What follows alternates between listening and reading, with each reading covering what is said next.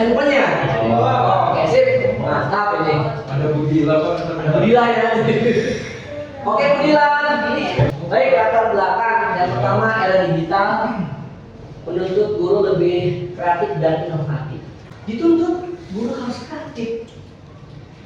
Cara guru kita bagaimana? Kita harus mengupdate wawasan. Jangan guru hanya diam saja. Ya, update wawasan. Ya, lihat berita. Ya, kemudian apa yang bisa disampaikan. Kemudian berikutnya pembelajaran visual lebih menarik dan mudah dipahami. Jadi kalau suruh belajar membaca itu boring kan? Kalau tidak semuanya itu keinginan membaca. Makanya ada program literasi kan? Ya, itu literasi itu ketika saya kebetulan sekolah masuk SD itu tahun 86, nggak ada namanya literasi, ya. Tapi ketika kesini era tahun 90-an akhir udah mulai itu literasi. Itu apa? Untuk menggugah minat baca, minat tahu peserta didik, ya. Nah ini kita tingkatkan lagi, bukan hanya secara membaca, visualisasinya juga digali, ya. Karena apa? Imajinasi peserta didik kita itu lebih dari kita. Yang berikutnya, banyak guru belum mengoptimalkan teknologi editing video. Saya mau belajar editing itu baru 2-3 tahun ini, Pak. Karena apa? Sebetulnya saya itu malas. Saya lebih suka aplikasi di lapangan, membawa peserta didik mengenalkan ke alam gitu. Tapi di sini saya sebagai seorang pendidik dituntut, karena apa? Memang itu tuntutan. Editing video itu ternyata menarik, bahkan bisa menghasilkan cuan. Ya, sekarang ada dari peserta didik kita kalau tanya, kamu cita-citanya mau jadi apa? YouTuber. Padahal dulu apaan YouTuber? Ya, Konten kreator. Ya, konten kreator. Ya. Dulu kan kalau mau cita-cita jadi dokter, pilot, astronot. Jadi itu kan jarang ya. Pengen kayak Atta Halilintar. Wah, Atta Halilintar. Iya. Mana pengen kayak Atta Halilintar. Ya. Nah, oleh karena itu ini pergeseran nih. Ya, peserta didik kita mulai ada perubahan. Aku lebih bangga menjadi konten kreator, jadi YouTuber karena apa? Hasilnya cuma duduk di rumah, scroll bikin sebuah video, kemudian diupload, menghasilkan ya. Nah ini sebagai bentuk kebanggaan kita. Kenapa sih kita harus bisa peka dengan teknologi saat ini? Lanjut, Budila. Oke, manfaat bagi guru dan siswa.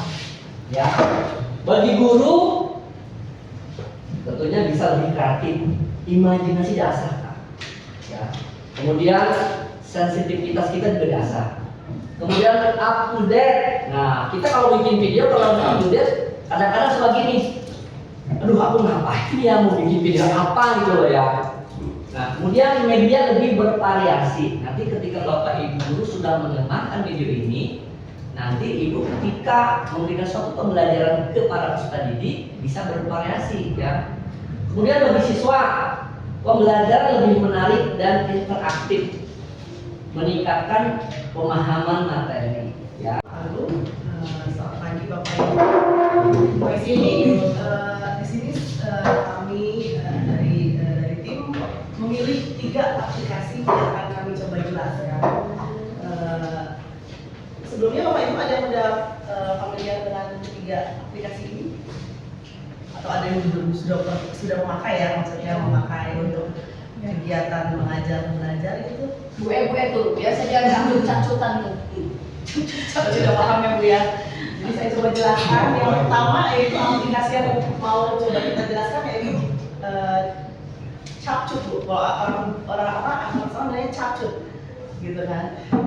Anak saya ini kelas 2 SD udah paham Bu. Maksudnya mainannya itu dikit-dikit Capcut gitu. Jadi aplikasi ini memang user friendly. Jadi user friendly itu aplikasi yang mudah diaplikasikan gitu. Kalau Bapak dari kita mulai cara dari kita mendownload fitur-fiturnya sih kalau menurut saya mudah ya Pak, mudah untuk kita mengerti, mudah kita untuk aplikasikan. Dan di sini juga dengan aplikasi ini guru diharapkan dapat membuat video pembelajaran hanya cukup untuk mendrag and drop. Jadi cukup menginput entah video atau gambar atau teks yang mau kita input ke dalam slide atau video yang mau kita buat gitu. Terus efek visual juga banyak di sini disediakan, transisi menarik, jadi kayak template-template menarik juga dalam aplikasi ini juga banyak gitu. Jadi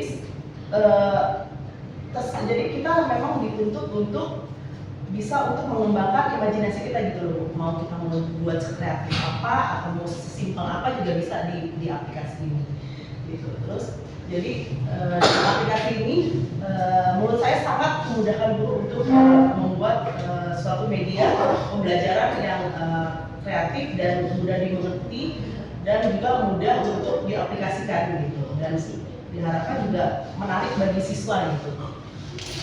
Dan yang kedua yaitu aplikasi namanya KineMaster. Kalau menurut saya aplikasi KineMaster ini lebih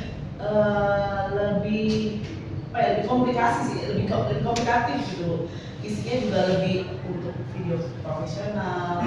Tapi ini hanya bisa di handphone, tidak bisa di laptop gitu. Kalau Chatcut bisa di handphone, bisa di laptop. Terus fitur unggulannya yaitu ada green screen, voice over, layar video, dan efek yang hampir mirip-mirip sih Bu. Cuma memang ini lebih variasinya lebih untuk lebih aplikasinya lebih sulit ya menurut saya, lebih sulit diimplementasikan ke bentuk media pembelajaran gitu ya. Terus tapi kalau guru ingin membuat konten video yang lebih kompleks dan dinamis,